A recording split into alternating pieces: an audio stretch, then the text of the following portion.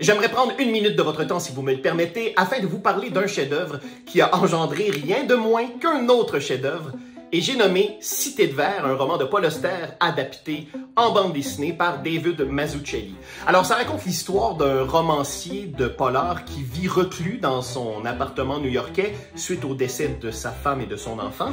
Et au beau milieu de la nuit, le téléphone sonne, l'interlocuteur demande à parler à Paul Auster. Personne que le romancier n'est pas, et il veut, l'interlocuteur, engager ce fameux Paul Auster pour mener une enquête puisque sa vie est en danger. Alors le romancier va en quelque sorte traverser cette mise en abîme pour devenir lui-même Paul Auster et le détective, et il va déambuler dans les rues de Manhattan afin de mener son enquête. Et ces déambulations vont le mener dans une spirale existentialiste, en fait, qui va l'accompagner vers sa propre fin. Alors, ce qui est particulier, c'est que dans la prose de Paul Auster, on retrouve très peu de descriptions de lieux, d'accessoires, parce que l'auteur préférait laisser libre cours à l'imagination des lectrices et lecteurs. Et donc, David Mazzucchelli a dû mettre tout ça en image. Et non seulement il le fait de manière admirable, mais en plus, avec un découpage très serré, il arrive à justement accentuer l'effet anxiogène de ce récit